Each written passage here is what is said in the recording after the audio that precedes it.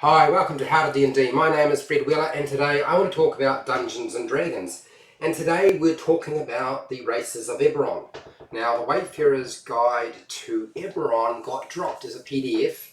It's available, you can download it for a fee. And then of course they decided to release an Unearthed Arcana on those races, which is quite interesting. Because they started off saying it was going to be a play test, and then they just retracted that part out of the original PDF, and now it's available. Anybody can play these races if they want to and play test them, which I think is a sensible thing to do. One of the things I find a little unusual is that, and everybody's wondering this, is how is it that we get Unearthed Arcana for Eberron and we're also getting Unearthed Arcana for the races of Ravnica.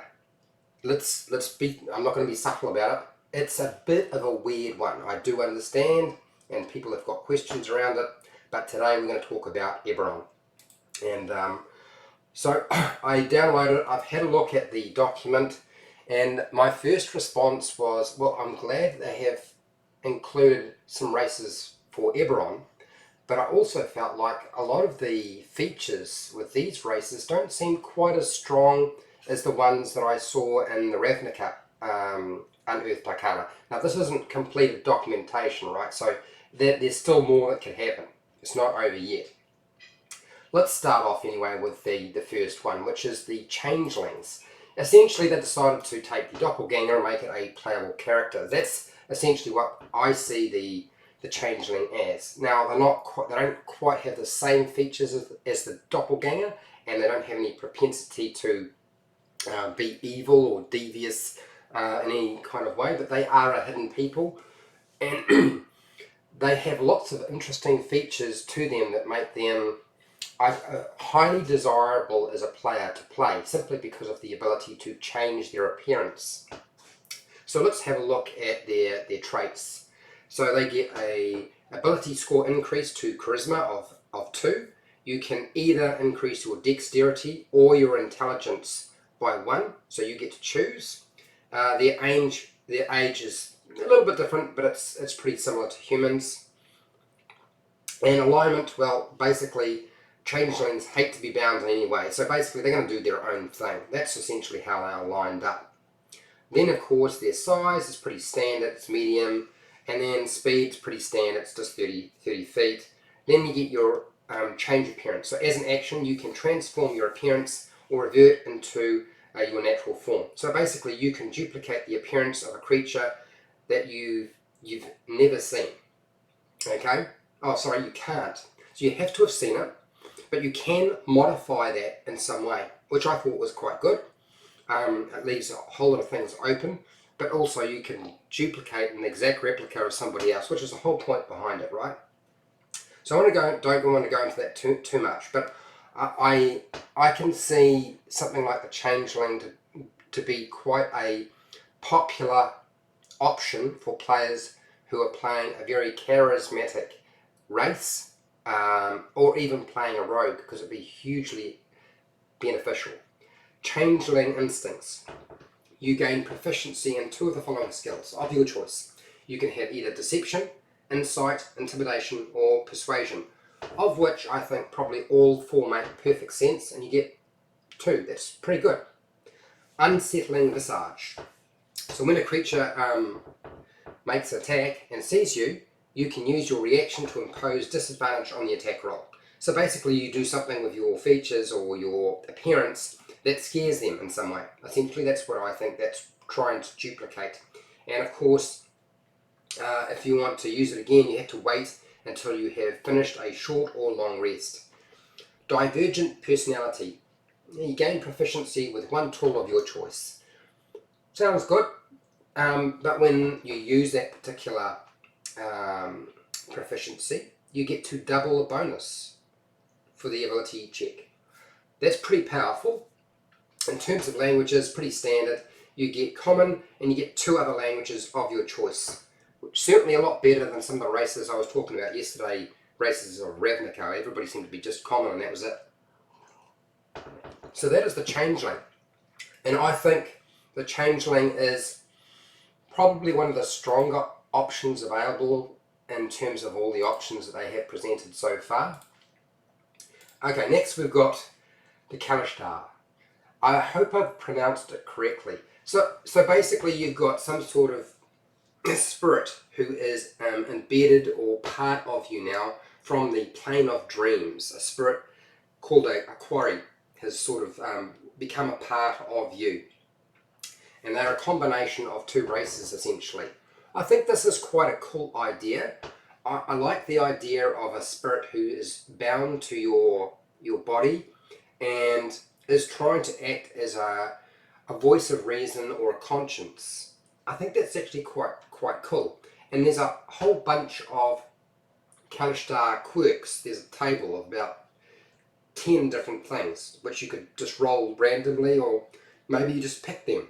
I like them. I think that's a really nice aspect to the race itself. Haunted by nightmares. So apparently you're going to be haunted by nightmares. I think there's a lot to be said for a character who has lots of baggage to begin with. And this race definitely has heaps and heaps of baggage. So what sort of traits do the Kalishtar have? So you get ability score increases, your wisdom and charisma scores. Both increase by 1. And in addition, one ability score of your choice increases by 1. Now it doesn't state whether that be wisdom or charisma. So you could essentially, if you wanted to, make your wisdom go up by 2 rather than just 1, or make your charisma go up by 2 rather than just 1. So you could sort of stack that on. I like that idea. I'm sure a lot of people will utilize it. It provides a lot of flexibility. They develop pretty much the same way, have the same sort of lifespan in terms of age as most humans. Alignment. Okay, so they're supposed to be noble. There's a noble spirit within you. So in other words, good behavior and lawful is pretty much how they sort of respond. But I always see alignment as something that is it's just a guide. And discussions with your dungeon master will solve a lot of your problems. They are medium sized like everything else, and typically a few inches taller than most humans. Same sort of speed as all the other races, really, 30 feet. Dual mind. So when you make a wisdom saving throw, you can use your reaction to gain advantage on the roll. I like the idea that you get increased ability to resist something that's affecting your mind. I think that's actually quite cool because of this other personality that is residing within you. Kind of a bit like a guardian angel, if you like. Mental discipline, so you're resistant to psychic damage. And then mind link, you can speak telepathically to any creature you can see within 60 feet. That's actually really useful. I don't know if you guys have realized, but something like comprehend languages only allows you to understand somebody who's speaking a language you don't normally speak. You can't actually communicate. You need to have something like tongues as the spell, or know that language. So mind link, hugely beneficial. Bonus action when speaking telepathically. It's not really something you're going to use in combat anyway. I think it's something you'll utilize as a utility aspect to the race outside of combat. Okay, psychic glamour. So choose one of the following skills: insight, intimidation, performance, or persuasion, and you have advantage on all the ability checks that you make with that skill. Okay, all right, that's nice. It's pretty good. Severed from dreams. Kalishtar sleep, but they don't connect to the plane of dreams as other creatures do. Instead, their minds draw from the memories of otherworldly spirits while they sleep. Blah-de, blah-de, blah-de, blah-de, blah. So you're immune to spells and other magical effects that require you to dream, like dream spell. Okay, alright. It's very, very situational, but not to spells that try to put you to sleep. Okay, so I don't know how useful that would be. It certainly fits with the theme and the idea behind the Kalishtar, but it's almost a forget about it, won't even exist. How often has anybody ever cast a spell called Dream? I don't know of anybody who's ever cast it, ever. Okay, languages. You can speak, read, write, Common, and Quarry. and one other language of your choice. Pretty decent.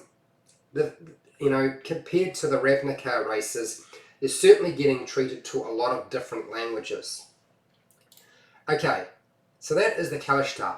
I like the Kalashtar, although I feel like it's not quite as impressive as the Changeling. That's just my view anyway. Next is Shifters. My brother, my middle brother should I say, he really liked Shifters. I remember him playing a Shifter. And these are basically somebody who's sort of touched by were creatures or they have a bestial aspect to them. They're not full-fledged lycanthropes, they're not werewolves or wereboars or anything like that, but they do have the ability to shift and change depending on their mood and their desire. The beast within, so early from childhood they can shift their form and they have a bond with the beast that sort of is part of them. Similarity and diverse. So I think the fact that you've essentially got two dual identities. You've got the identity that is more human in nature, and then you have the identity which is more in line with the bestial nature that you have. And those are actually quite separate. Now let's have a look at the traits. And it was one of those things where I'm not quite sure what Wizards of the Coast are thinking, but if you have a look at the document, which I will include down in the description eventually, ability score increased. Your dexterity score increases by 1. That's it. That I don't understand. I don't understand why they would only allow your dexterity score to increase by 1. There's nothing else. Most other races are getting at least 3 points in some way to allocate to some of the other ability scores that they have. Whether it be 2 to 1 ability score and another 1 to another ability score. This is only giving you 1.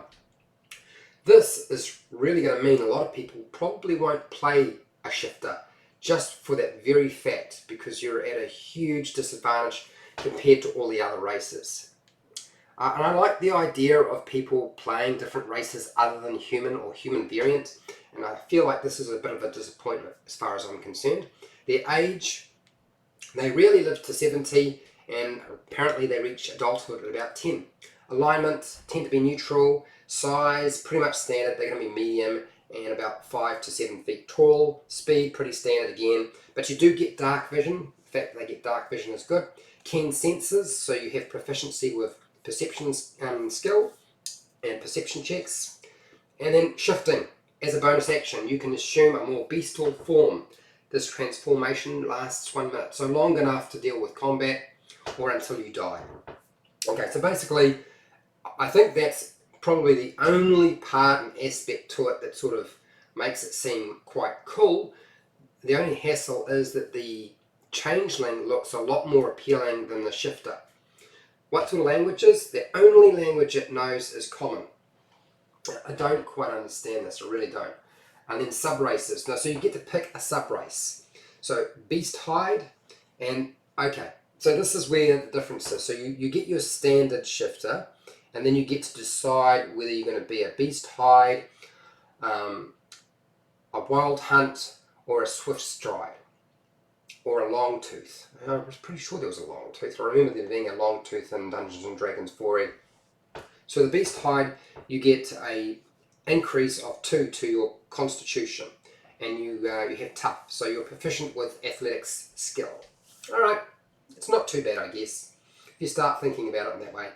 Shifting feature. When you shift, you gain 1d6 additional temporary hit points while shifted. You have a +1 bonus to your AC. That's pretty decent. Okay, the Long Tooth.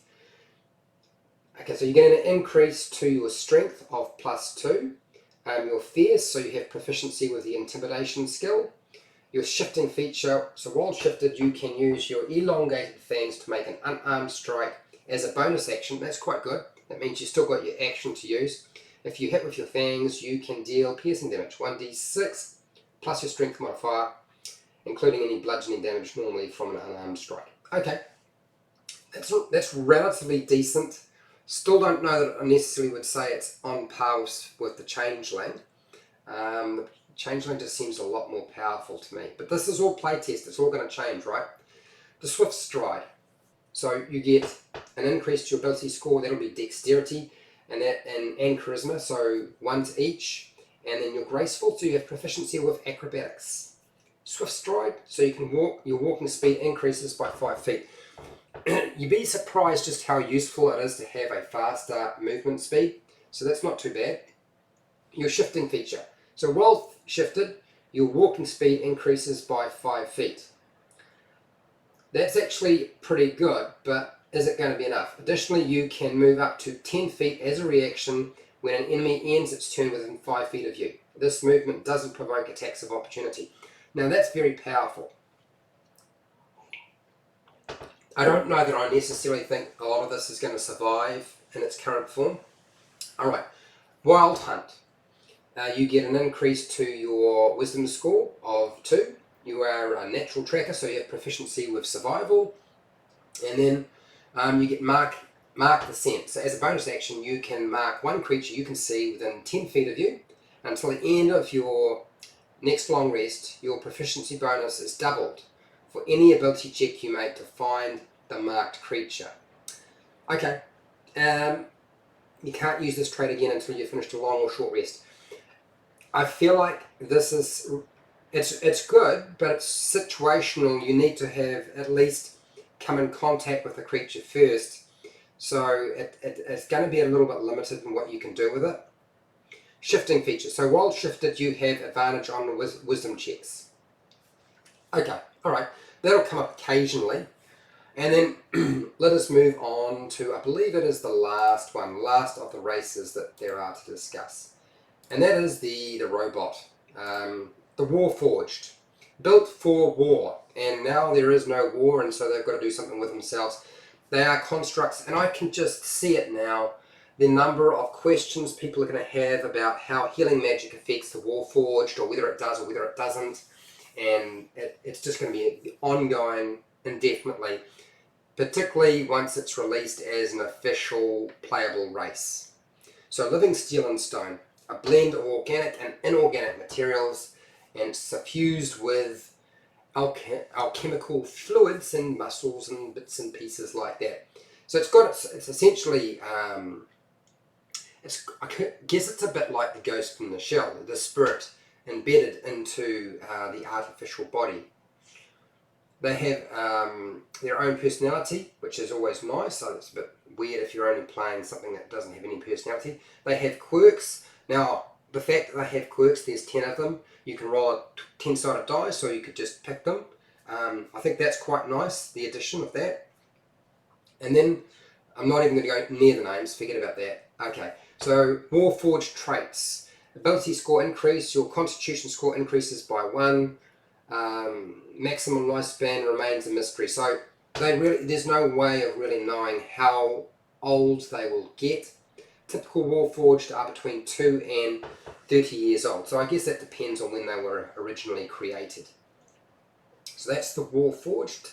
Alignment, most of them are comfortable in order and discipline. So they're going to be mostly lawful.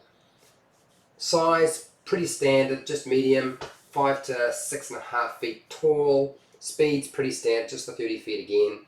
And then you get your Warforged resilience, where you were created to have remarkable fortitude. And this is represented by a big string. Well, it's not a big string, but it's quite a lot. I think that's where most of the effort seems to be gone. And the Warforged has actually been out before. It's not the first time we've seen it.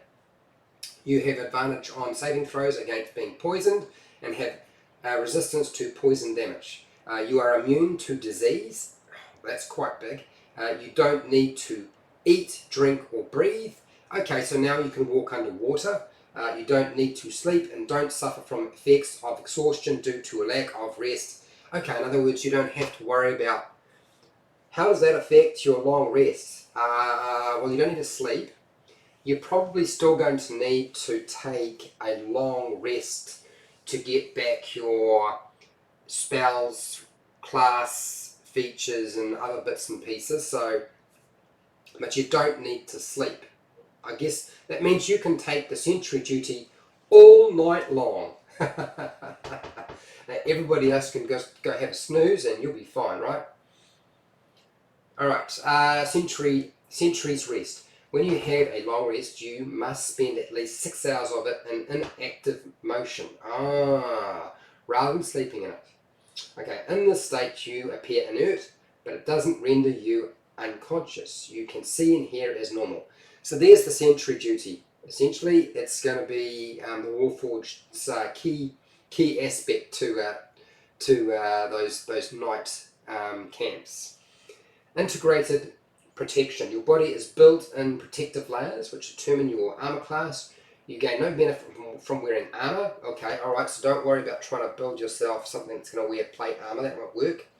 But you can use a shield. Oh, that's good. Alright, so here are the alterations, and there's quite a few. And I don't want to go over the different formulas, because there's essentially 3 formulas here. One for the Dark Ward core, which is unarmored. One for the composite plating armor. One for the heavy plating.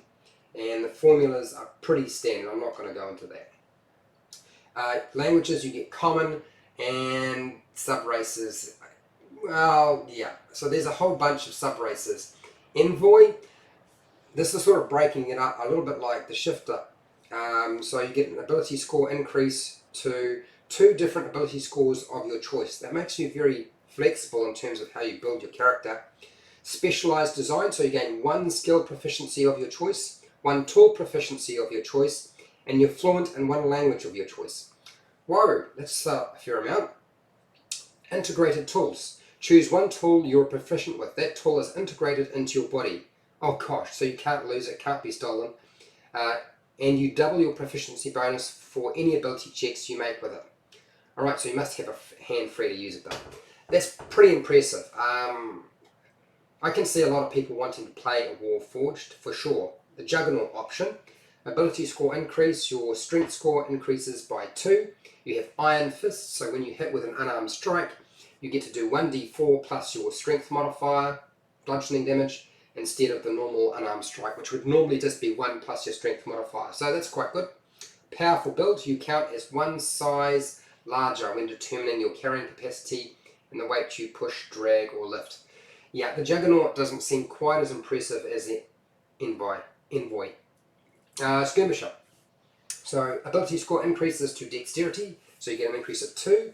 Your swift, your speed increases by 5 feet, and light step. So when you are traveling alone for extended periods, what do you mean when you are traveling alone? When are you going to be traveling? It's Dungeons and Dragons. You're going to be with other people. Alone for extended periods of time, 1 hour or more. You can move stealthily at normal pace. Oh god. Oh, just forget about that one. That ain't going to get anywhere. I don't understand that at all. You've just built a mechanic that essentially says we are never going to use it unless we go off on our own and split the party. It's a bit weird. I don't understand that. It's weird. Personally, I think that the Changeling is certainly the better of all of the ones that have been presented so far. So yeah, that's essentially it. And obviously all the links will be down below as normal. So if you found it useful or helpful, I think most people at this present time have already checked out the Eberron race guide information, whether it be online watching YouTube or they've picked up the Unearthed Arcana. I know this is very late, but I just didn't get time, and I wanted to see what else would happen because I felt like they were shifting around quite a lot.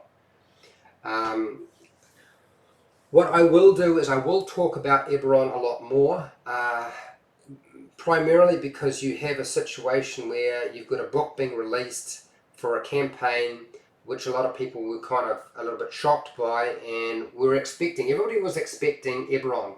And so, what's the deal? I honestly don't think it's going to change a lot. I think it just means that the time frame around the release of the Eberron as a campaign is just going to shift a little bit, and it'll probably get play tested a lot more compared to whatever you get from Ravnica. That's just my view on it. So yeah, if you found it useful or helpful, just share and like the video.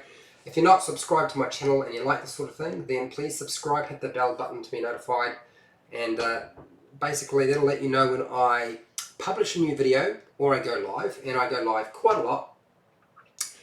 You have supported my channel by watching this video, and I do appreciate it. I have 500 more which you're welcome to go and watch. That would help me too. I don't do Patreon, but down in the description you'll find those affiliate link things to Amazon, the Book Depository, where you can buy stuff online. I get a small commission, and you don't have to pay any more than you normally would. Okay, it doesn't change that at all. Just go through the link, and you don't have to buy the thing that I've linked to. Just go and buy whatever you want to once you go through the link. That's it. So hang around, have a chat with me in the chat box if you want to. Otherwise, you know, tell me what you think of the races from Eberron. I personally think most of them are relatively tame, apart from the Changeling. I still think the Changeling is probably the big winner out of all of them. That's just my view. There are aspects to the Warforged that I certainly think almost sets it on par. The Warforged Envoy still looks like the strongest one to me, but this is all going to get shuffled around and tested. So I would suggest, if you really want to see the shape of Eberron move in a direction you want, is to give them feedback by playing these races in your games. But yeah, let me know down in the comments whether you like the races as they are, whether you think there's some changes that need to be made.